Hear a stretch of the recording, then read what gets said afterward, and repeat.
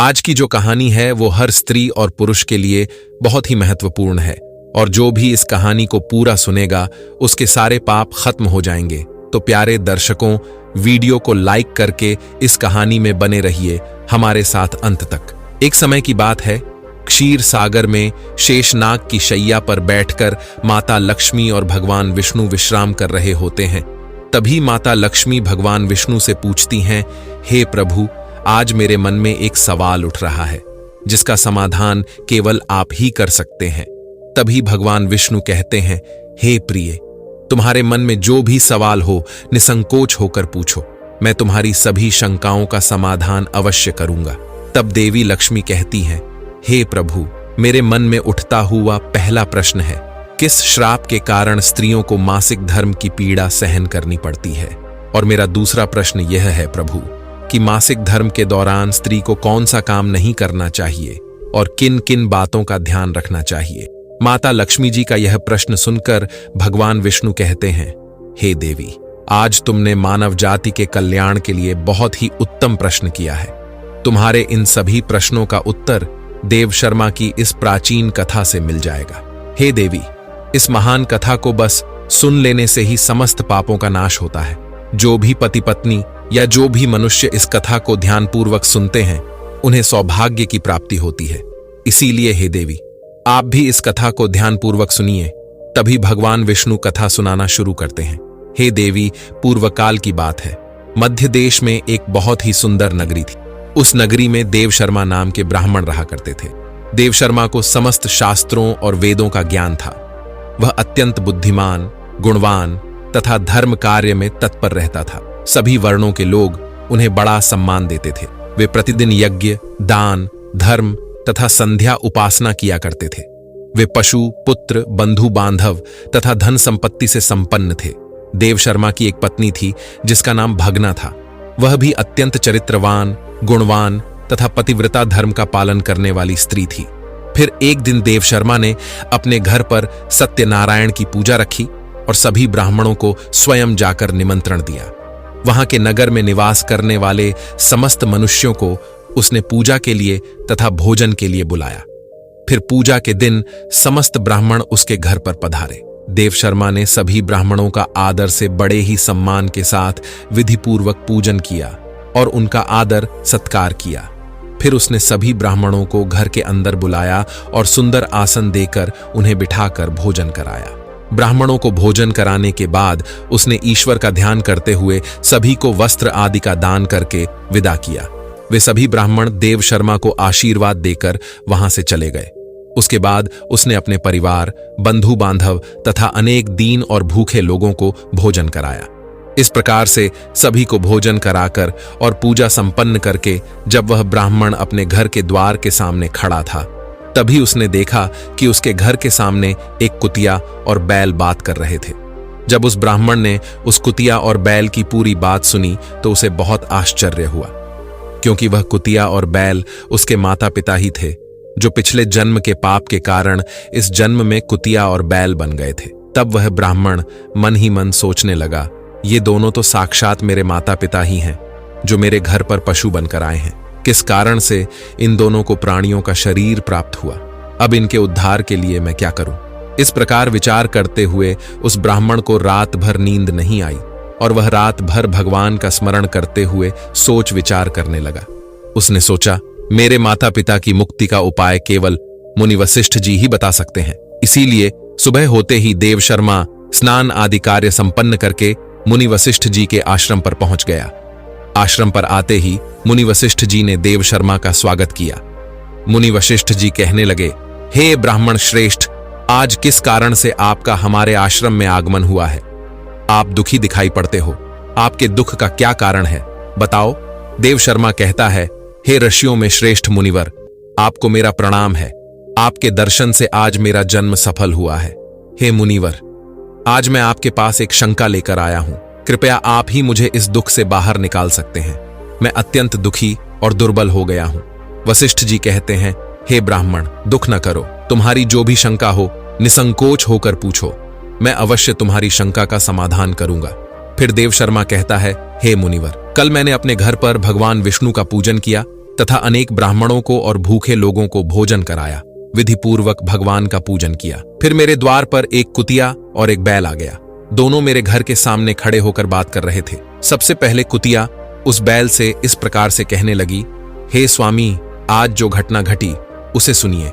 हमारे पुत्र के घर में ब्राह्मणों के भोजन के लिए जो दूध रखा था, एक सांप ने उस दूध के बर्तन में अपना विष उगल दिया था, जिसे देखकर मुझे बड़ी चिंता होने लगी।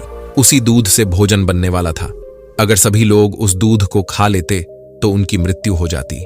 इसीलिए मैंने उस बर्तन में से सारा का सारा दूध पी लिया। जब बहू की दृष्टि मुझ पर पड़ी तो उसने मुझे खूब पीटा, जिससे मेरा अंग भंग हो गया। मुझे बहुत पीड़ा हो रही है। इसी कारण से मैं लड़खड़ाते हुए चल रही हूं। मुझे यह पीड़ा सहन नहीं हो रही है। कुतिया की बात सुनकर वह बैल बहुत दुखी हुआ और वह खुद का वृतांत सुनाने लगा। हे प्रिय, अब मैं तुम्हें मेरे दुख का कारण सुनाता हूं। मैं पूर्व जन्म में इस ब्राह्मण का पिता था। आज इस ब्राह्मण ने सभी लोगों को भोजन कराया, किंतु इसने मेरे सामने घास तक नहीं डाली और न ही मुझे जल पिलाया। इसी कारण से मैं बहुत दुखी हो गया हूं। फिर देवशर्मा कहने लगा, इस प्रकार से अपने माता पिता को कुतिया और बैल के रूप में ऐसा बोलते हुए देखकर मुझे बड़ा दुख हो रहा है। मुझे रात भर नींद नहीं आ रही है। हर क्षण मुझे चिंता सता रही है। मैंने कभी कोई पाप नहीं किया है, हमेशा धर्म के कार्य किए हैं, फिर भी मेरे माता पिता को ऐसे कष्ट झेलने पड़ रहे हैं। इसी कारण से आज मैं आपके पास आया हूं। हे मुनिवर, कृपया आप अपनी योग शक्ति से पता करके मुझे बताइए, किस कारण से मेरे माता पिता की ऐसी दुर्दशा हुई है और उनकी मुक्ति के लिए मुझे कौन सा कर्म करना चाहिए। फिर गुरु वशिष्ठ ध्यान लगाते हैं और उस ब्राह्मण के माता पिता के पूर्व जन्म के कर्मों को देखते हैं और देवशर्मा से कहने लगते हैं, हे ब्राह्मण, तुम्हारे माता पिता ने पिछले जन्म में घोर पाप किया है। उसी पाप के कारण आज उनकी ऐसी दुर्दशा हुई है। देवशर्मा कहता है, हे गुरुदेव, किस पाप के कारण मेरे माता पिता की ऐसी दुर्दशा हुई है? कृपया विस्तार से बताइए, मैं जानना चाहता हूं। फिर आर्षि वशिष्ठ कहते हैं, हे ब्राह्मण देवता, तुम ध्यान से सुनो। ये बैल जो तुम्हारे पिता हैं, यह पिछले जन्म में कुंडली नगर के श्रेष्ठ ब्राह्मण रहे हैं। इन्होंने एक दिन एकादशी का व्रत करके भोजन किया था। एकादशी के व्रत के दिन इसने दान धर्म भी नहीं किया। इसने द्वार पर आई गायों को कभी भोजन नहीं खिलाया। इसने अपने पितरों का श्राद्ध भी विधिपूर्वक नहीं किया। तुम्हारे पिता ने पिछले जन्म में मासिक धर्म के दौरान ही तुम्हारी माता के साथ संबंध बनाया था और इसी पाप के कारण इसे इस जन्म में बैल का रूप प्राप्त हुआ है। अब तुम्हारी माता के बारे में सुनो। तुम्हारी माता ने रजस्वला होते हुए भी भोजन बनाया। मासिक धर्म के दौरान ही इसने भगवान की पूजा की, तुलसी को जल चढ़ाया। रजस्वला होते हुए भी इसने भगवान को भोग लगाया। इसी कारण से इसे महापाप लगा है। मासिक धर्म के दौरान स्त्री 3 दिनों के लिए अपवित्र हो जाती है। मासिक धर्म के दौरान स्त्री को पूजा पाठ नहीं करना चाहिए। स्त्री को इन 3 दिनों में अपने बाल भी नहीं धोने चाहिए। इससे पति की आयु कम होती है। मासिक धर्म के दौरान पेड़ पौधों को स्पर्श न करें। रजस्वला स्त्री के साथ संबंध भी नहीं बनाना चाहिए। जो पुरुष रजस्वला स्त्री के साथ संबंध बनाता है उसे ब्रह्म हत्या का पाप लगता है।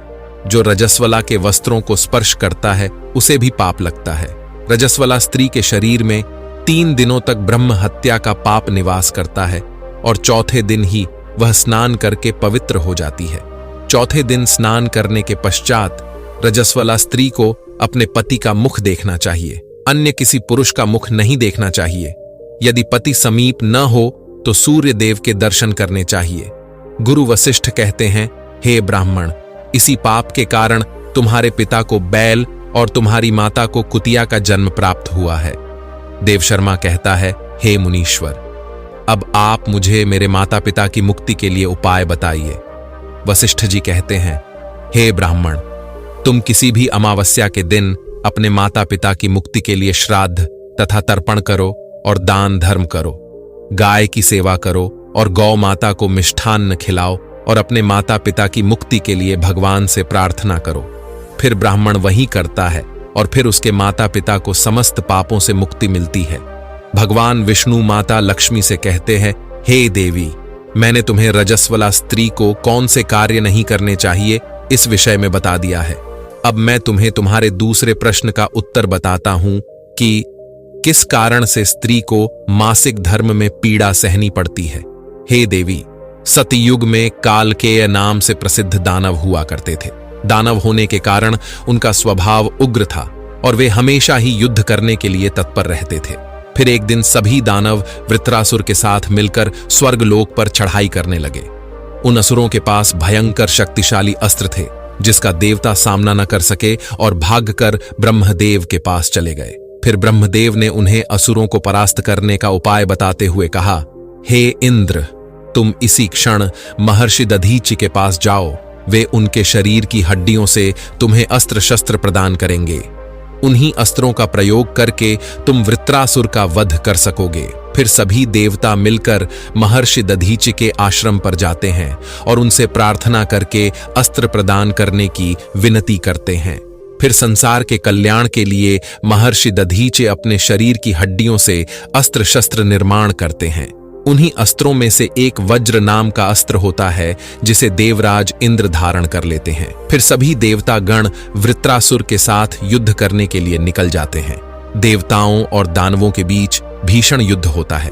सभी देवता आकाश में दानवों से युद्ध के लिए एकत्रित हो जाते हैं और प्रहार करने लगते हैं।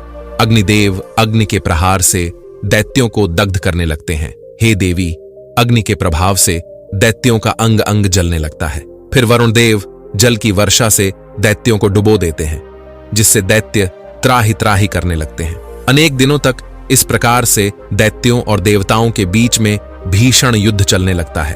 फिर देवराज इंद्र और वृत्रासुर आमने सामने आ जाते हैं। दोनों के बीच भीषण युद्ध होता है और फिर देवराज इंद्र अपने वज्र का प्रहार करके वृत्रासुर को मार डालते हैं। उस दानव वृत्रासुर की मृत्यु होते ही उसके शरीर से ब्रह्महत्या बाहर निकलती है और इंद्र का पीछा करने लगती है। फिर वह ब्रह्महत्या इंद्र के शरीर में प्रवेश कर लेती है, जिससे इंद्र को ब्रह्महत्या का पाप लगता है।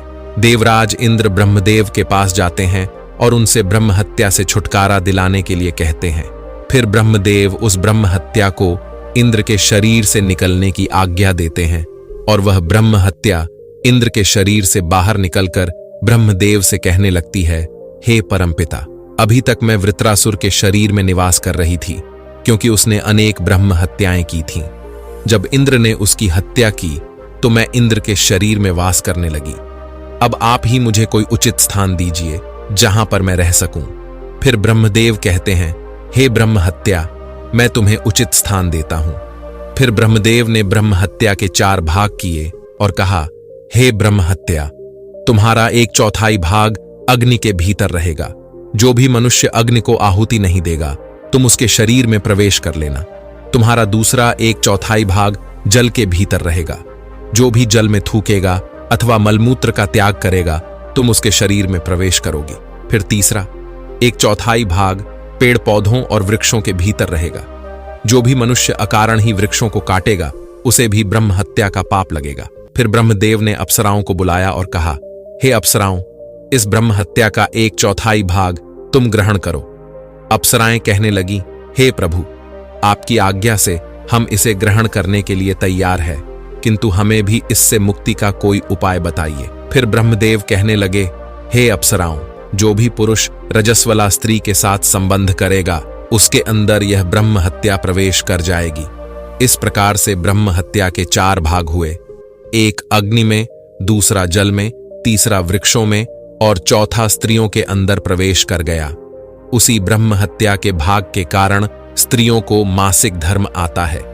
जो भी पुरुष मासिक धर्म के दौरान स्त्रियों को स्पर्श करता है अथवा उनके साथ संबंध बनाता है उसे ब्रह्म हत्या का पाप लगता है। भगवान विष्णु कहते हैं, हे देवी, इस प्रकार से मैंने आपको स्त्री के रजस्वला होने के पीछे की कथा और रजस्वला स्त्री को कौन से कार्य नहीं करने चाहिए आदि के विषय में बता दिया है। भगवान विष्णु के सभी बातों को ध्यानपूर्वक सुनकर देवी लक्ष्मी कहती हैं, हे प्रभु, आज आपने मुझे बहुत ही महत्वपूर्ण ज्ञान दिया है। मैं भी आपको वचन देती हूं, जो भी स्त्री मासिक धर्म के दौरान पूजा पाठ करेगी, पति के साथ संबंध रखेगी, उसके घर में मैं प्रवेश नहीं करूंगी। मित्रों, तो इसलिए मासिक धर्म के दौरान स्त्रियों को ये कार्य नहीं करने चाहिए। साथियों, जाते जाते कमेंट में लिख दीजिए, जय श्री कृष्ण।